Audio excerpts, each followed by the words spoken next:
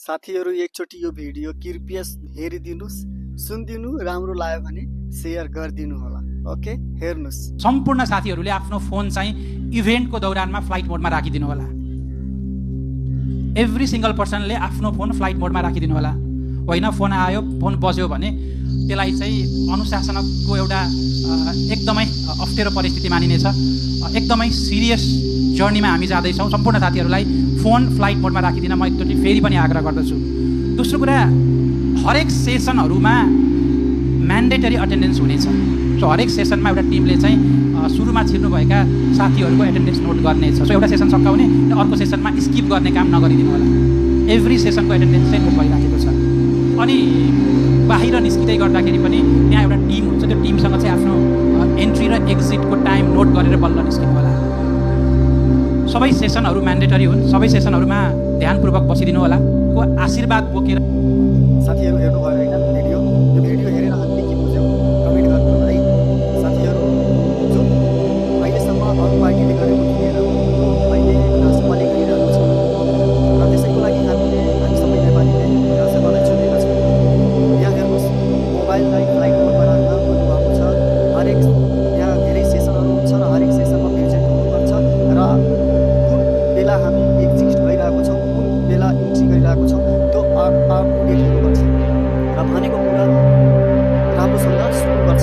भन्ने जस्तो उहाँहरूले एउटा डिसिप्लिन मेन्टेन गर्न खोजिराख्नु भएको छ।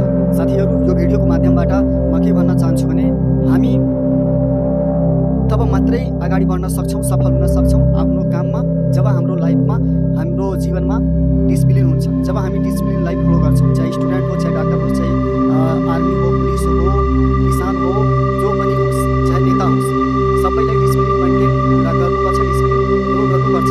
डिसिप्लिनबाट के हुन्छ भने एउटा राम्रो इन्भाइरोमेन्ट सिर्जना हुन्छ र त्यो इन्भाइरोमेन्टमा काम गऱ्यो भने काम राम्रो हुन्छ। यदि अनडिसिप्लिन भएर मोबाइल चलाएर भनेको कुरा नसुनेर बाहिर जतिखेर निस्किदिने त्यो गरेर इन्भाइरोमेन्ट अनम्यानेज्ड हुन्छ र त्यसबाट के हुन्छ भने काम पनि गर्न सकिन्न, भनेको कुरा बुझ्न सकिन्न। त्यस कारणले गर्दा यो उहाँहरूको यो जुन प्रकारले डिसिप्लिन मेन्टेन गर्न खोजिराख्नु भएको छ र गराइराख्नु भएको छ, यसबाट त मेरो एकदमै मन छोएछ कि पक्कै राष्ट्रपाले अरूभन्दा डिफरेन्ट गर्छ। र हो, यो मोबाइल चलाउनको लागि हामीले उहाँहरूलाई पठाएको होइनौँ, गफ गर्नको लागि उहाँहरूलाई पठाएको होइनौँ। हामीले उहाँहरूलाई जिम्मेवारी दिएर पठाएका हौँ। हाम्रो देशको जिम्मेवारी उहाँहरूको हातमा छ। अब उहाँहरूले हाम्रो देशलाई बनाउने हो। जुन अरू पार्टी, अरू नेताले गर्न सकेका थिएनन् अहिलेसम्म, त्यो उहाँहरूले गर्नुपर्ने हो र त्यही कुरालाई हाम्रो राष्ट्रपाले गराइरहेको छ। र हामी हरेक मान्छेले आफ्नो जब लाइफमा डिसिप्लिन मेन्टेन गर्छौँ अनि बल्ल हामी सक्सेस हुन्छौँ। त्यही भएर हरेक ठाउँमा डिसिप्लिन हुनुपर्छ भन्ने कुरा मलाई लाग्छ। हजुरहरूलाई के लाग्छ? डिसिप्लिन हरेक ठाउँमा हुनुपर्छ कि नै भनेर आफ्नो प्रतिक्रिया दिनु होला। ओके, धन्यवाद। जय नेपाल, जय घन्टी।